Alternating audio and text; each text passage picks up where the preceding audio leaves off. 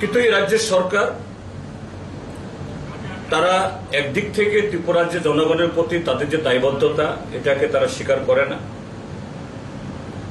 আর এই বিধানসভার পবিত্র এই অধিবেশনের মধ্যেও যে সাংবিধানিক দায়বদ্ধতা তা বিন্দুমাত্র তারা স্বীকার করেন না। এরা সাংবিধানিক দায়বদ্ধতাকে অস্বীকার করেন। এই ডাক্তার মানিক সাহার নেতৃত্বে বর্তমান সরকারের বয়স মাত্র ১.৫ বছর হল, কিন্তু ইতিমধ্যেই এটা দুর্নীতির সাগরে ডুবে গেছে। আজকে শুনেছেন একজন মন্ত্রী বিকাশ দেববর্মা কদিন মন্ত্রী হলেন, তিনি তার বিরুদ্ধে উত্থাপিত অভিযোগের জবাব তো দিতে পারলেন না, উল্টা আপনারটাও আমি জানি, অর্থাৎ আমারটা যেমন আপনি জেনেছেন আপনারটাও জানি, তিনি স্বীকার করে নিচ্ছেন। হাউ হি ডেয়ার সো, মানে কি ধরনের আস্পর্ধা! অর্থাৎ আমি চুরি করেছি, করব, এটা শুধু বিকাশ দেববর্মা না, একেবারে গোটা লাইন। এটা দুর্ভাগ্যের। গতকালও যেহেতু সুদীপ বাবুরা ছিলেন একসাথে, স্বাভাবিকভাবেই তারা ভেতরের খবরগুলো একটু ভালো জানেন। মুখ্যমন্ত্রী দপ্তর সম্পর্কে যেভাবে বলেছে, লক্ষ্য করেছেন আপনারা, রিজার্ভ বেঞ্চে বিজেপির ৩৪ জন আর তাদের মিত্র দলের আরো ১৩ জন কেউ উঠে দাঁড়াননি, অর্থাৎ বলার কোনো সাহস নেই।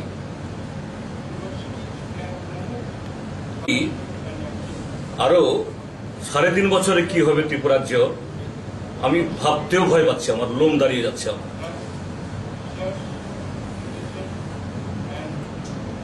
আজকে যে শান্তি নিকেতন নিয়ে আলোচনা হলো,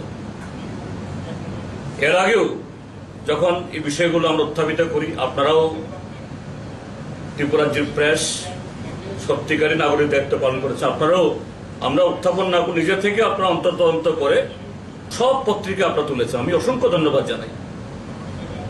এটাই গণতন্ত্রের চতুর্থ স্তম্ভের কাজ। আমরা তো তুলেছি। তখনও একজন মন্ত্রী বলতে চেষ্টা করেছেন দাউদ ইব্রাহিমের টাকা আসলেও ক্ষতি কি? দাউদ ইব্রাহিমের টাকা আসলেও ক্ষতি কি? হুই দাউদ ইব্রাহিম? আমাদের দেশের নিরাপত্তার একটা প্রতি থ্রেট এবং আরো নানা অপরাধের সাথে যুক্ত, তার টাকা দিয়েও যদি হয় নাকি ওয়েলকাম। আজকে মুখ্যমন্ত্রী তাই বললেন, এটাকে করোবরেট করলেন। কি বললেন? যে পশ্চিমবাংলাতে অনুব্রত মণ্ডলের বিরুদ্ধে অভিযোগ, ঠিক আছে, কিন্তু একটা কলেজ হচ্ছে, ভালো জিনিস হচ্ছে। আমরা প্রথম থেকেই বলছি অন্তত শিক্ষা এই চ্যাপ্টারটা রাষ্ট্রের অনুকূলে হওয়াই শ্রেয়। এটা উপরে কোনো ব্যবসা বাণিজ্য হতে দেওয়া উচিত না। আর কোন শিক্ষা? মেডিকেল শিক্ষা, তার সাথে জনস্বাস্থ্য জরুরি যুক্ত।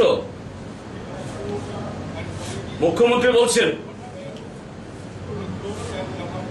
সেখানে পশ্চিমবাংলাতে সংস্থা কি, তার পেছনে কে, দেখার দরকার নেই, আমার এখানে তো হয়েছে ভালো, কিন্তু কালকে কি হবে এই গ্যারান্টি আছে?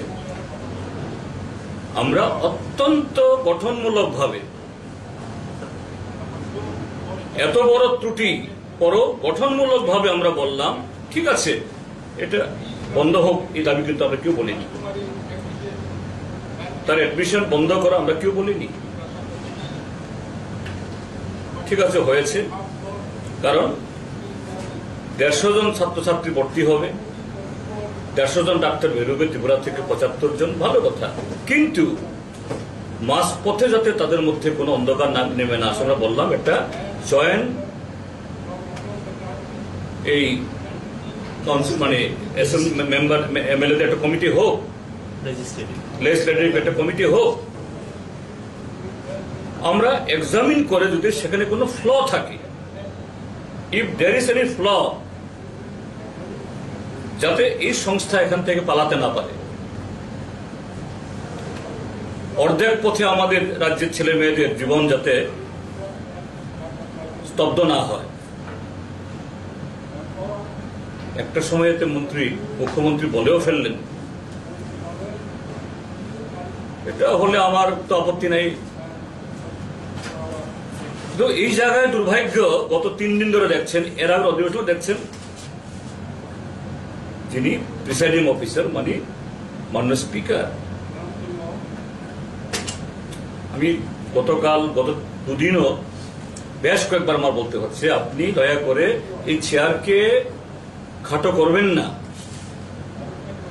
হ্যাঁ, আমরা প্রত্যেকে কোনো দল থেকে নির্বাচিত হয়ে আসি, আবার এই চেয়ার থেকে নেমে গেলে আবার দলেই চলে যাব, কিন্তু তারপরও গণতন্ত্রে চেয়ারের মর্যাদা দিতে হয়। সেখানে বসে আমি কোন একটা দলের কোন একটা গোষ্ঠীর হতে পারি না। শাসক দলকে অবান্তর নানা ধরনের যে কথা তুলে তাদের বিরুদ্ধে যে সমস্ত অভিযোগ তোলা হচ্ছে, এগুলাকে আড়াল করার জন্য তাদেরকে স্কুপ তৈরি করে দিচ্ছেন। মাননীয় মুখ্যমন্ত্রী স্বীকার করলেন প্রায় যে একটা বলে আপত্তি নেই, আর তিনি বলছেন যে না, করা যাবে না। মানে দুর্ভাগ্যের আমরা প্রিসাইডিং অফিসারকে যাতে তার মর্যাদা এবং সেরকম ভাবে এই বিধানসভার গরিমা সুরক্ষিত রেখে আমাদের রাজ্য গণতন্ত্রকে আরো শক্তিশালী করতে চাই, কিন্তু ক্রমশ এই গরিমা নষ্ট হয়ে যাচ্ছে। আরেকটা ঘটনা দেখেছেন,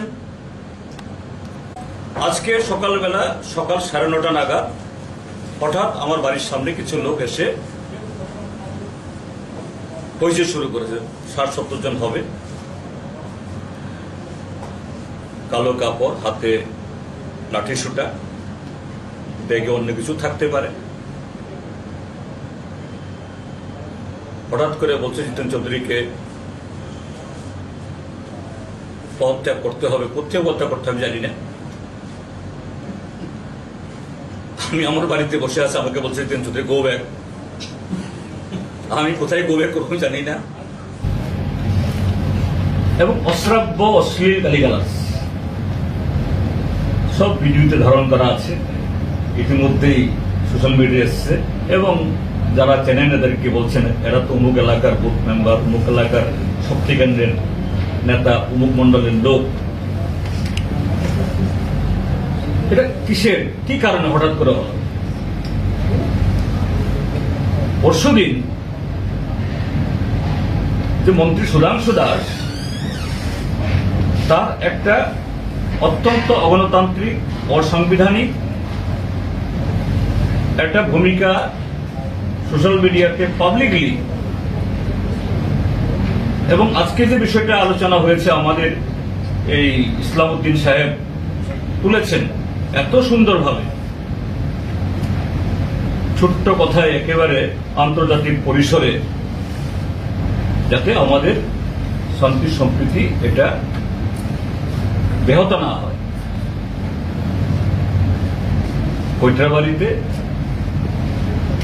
কালী মূর্তির মাথা ভেঙেছে বা এটাকে ডিফেন্স করেছে, নিশ্চয়ই এটা ধর্মপ্রাণ, শুধু হিন্দু না, হিন্দু কেন, সবাইকে আহত করবে। সমস্ত ধর্মপ্রাণ নাগরিকের কাছে এটা কারো ভালো লাগার কথা না, আমরা এটাকে নিন্দা করি। তো এর অপরাধীকে কে করলো, বা গন্ডগোল লাগানোর জন্য এইসব হতে পারে, যেটা দেখা গেছে বাংলাদেশি এরকম দুর্গা মণ্ডপে কোরআন রেখে দেয়, কিন্তু ধরা পড়ে যায় এটা মৌলবাদী মুসলিম মৌলবাদীরাই সেখানকার সংখ্যাগরিষ্ঠ, তারাই সমস্ত করে, আর এইভাবে করে হিন্দু বাড়ি জ্বালিয়ে দেয় নিরীহদের। সেম। আর ওই সময়তেই, অন্য সময় না, ওই সময়তেই সুধাংশু দাসের এই পোস্ট, সব ঘটনাগুলো যে ডাইরেক্টলি না হলেও, প্রত্যক্ষ না হলেও পরোক্ষভাবে রাজ্যের প্রভাবশালী রাজনৈতিক ব্যক্তিত্বরা ত্রিপুরাজ্যের এই যে পরিবেশ আজকে পিছিয়ে যাওয়ার পেছনে এরাই তো দায়ী। একজন যে কোনো নাগরিক যদি এরকম একটা পোস্ট সোশ্যাল মিডিয়াতে দিত, তার বিরুদ্ধে তো নন বেলেবল ওয়ারেন্ট হওয়ার কথা ছিল। আমি সঙ্গে সঙ্গে স্বরাষ্ট্রমন্ত্রী, ডিজি এবং এসপির কাছে দিয়েছি। স্বরাষ্ট্রমন্ত্রী হয়তো বলতে পারে আমি দেখিনি ব্যস্ততার মধ্যে, ডিজিও বলতে পারেন স্যার আমি দেখিনি, but SP Kiran Kumar he responded, I am verifying. তো এখন তো ভেরিফাইড। বিধানসভাতে আরেক মন্ত্রী বলেছেন হ্যাঁ তিনি এই কাজটাতে ভুল করেছেন, গর্হিত করেছেন, এই জন্য ডিলিট করেছেন বা তাকে ডিলিট করতে বলা হয়েছে। তাহলে সুধাংশু তিনি যে culprit, now it is proved. কেন সুধাংশুর বিরুদ্ধে ফৌজদারি মামলা হবে না